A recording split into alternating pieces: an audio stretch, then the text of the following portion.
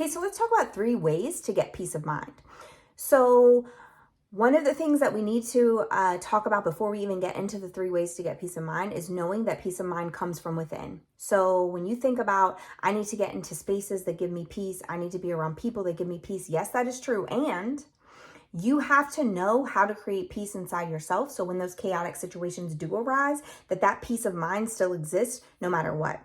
It's when you see people who are in chaotic situations and you see that they are experiencing a state of calm inside of that calm could be them putting on one of their masks, but it could also be because they've trained themselves to experience peace of mind.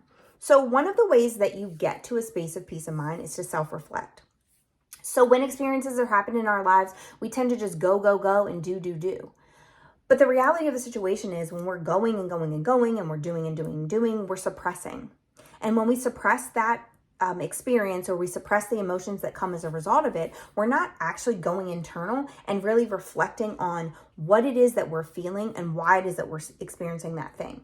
And we have to do that in an effort to really understand ourselves, in an effort to really heal those wounds inside of us. And so you have to do a reflection.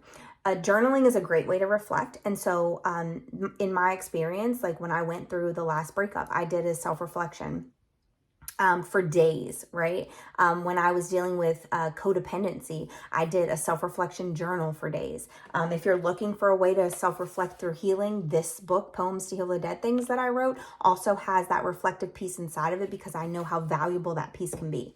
When you are self-reflecting, you're thinking about what happened, what are the facts of this situation, what lens am I filtering it through, and what in me caused me to allow this situation to be a thing. And so when I'm thinking about that last relationship that I was just mentioning, there were times in that relationship where I knew that the relationship was over. I even wrote receipts, and I know that you're not supposed to keep record of wrongdoing, but that was just my internal knowing that this relationship was going to end, and I was going to need those receipts in order to fulfill that need to know if what I was doing by leaving was the right thing, which should have preemptively told me that it wasn't for me, but I wasn't at this same state then. We call this the after freedom state, the AF. And so after that freedom state, I really understood why I do the things I do and what inside of me those core beliefs are happening in order for me to continue to allow those things. And so in that self-reflective space, I wrote down the things that happened inside of the relationship. I wrote down the things that I put blinders on to in the beginning of that relationship. I wrote how many red flags I noticed ahead of time before I even got into the actual meat of the relationship, right? Into those years of the relationship. And I wrote down what my experience was on the right-hand side. Like, what were you experiencing when you saw those things? And quite often inside of that self-reflection, I learned that I was diminishing my own intuition. I wasn't trusting my discernment, and I wasn't praying about it. I just kept going and doing because it felt emotionally right in that space. And that was just because I was emotionally void of love. I felt like I wasn't good enough. And this person's attention, not value, attention, made me feel like I was. And so in that self-reflective space, I was able to determine that I needed to work on that core belief of not feeling like I was good enough. I needed to find out ways that I loved and valued myself so I didn't need so much from other people. And during that process, I was able to uncover and unearth all the layers that I had put on top of my deepest wounds. And the only way that you're going to heal them is to self-reflect. The other thing is self-discovery. And so when we're talking about self-discovery, this is really knowing you. And sometimes it baffles me how much when I talk to people, they do not know themselves. They don't know what their favorite color is. And the reason that I'm able to witness this is because I was one of these people. Don't know what their favorite color is, don't know what their favorite book is, don't know what their favorite thing to watch is, because they've been so consumed by the downloads around them that they just mimic. They mimic the spaces and people that they've been involved in. And so their favorite color becomes that last relationship. The person that they were in that relationship with, it becomes their favorite color. And their favorite food becomes whatever food you want to have. And their favorite book becomes the book that somebody told them was the best book, as opposed to them actually experiencing themselves through life and discovering what their favorites are, who they are inside of experiences, and why they are the way they are. When we think about discovering a new land or a new space, or discovering a new vacation spot that we go to, we want the authenticity of that experience, right? We don't want to go, say we're in the United States, we don't want to go and experience another place and then go to the touristy parts, or at least I don't go to the touristy parts where you're just experiencing the United States in another place because there's so many tourists around you.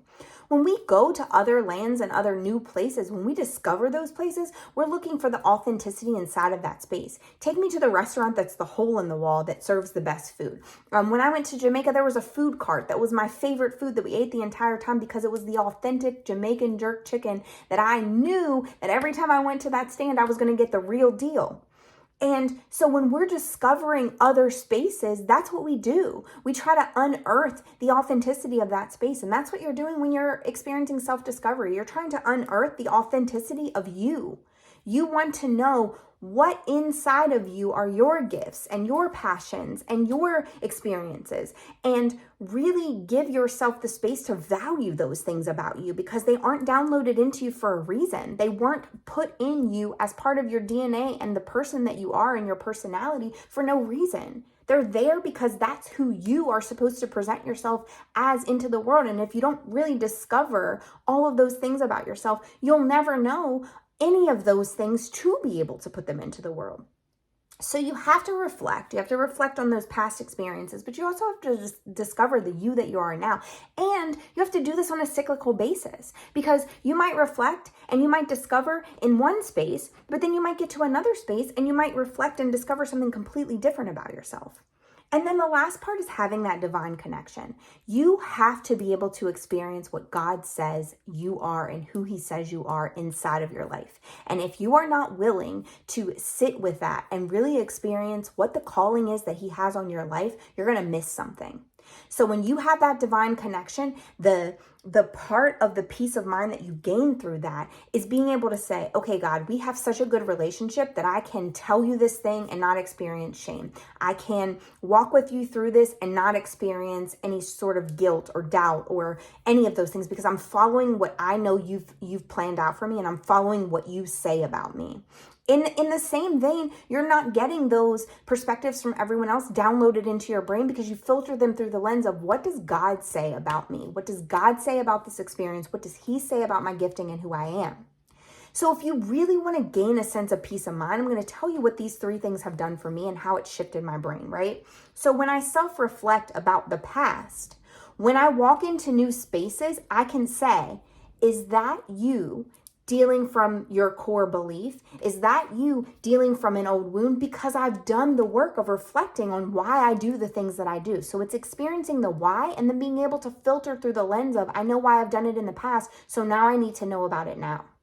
The second part is that self-discovery. What happens when we discover ourselves is that we walk in the world as our authentic self and we don't receive what other people have to say about us, right? So in my self-discovery, I don't have an argument about what the best food is because I know what the best food is for me. I don't have an argument about authenticity and who I am and who I can present myself in spaces like, you're too loud or you're too boisterous or no, I'm not. I'm me.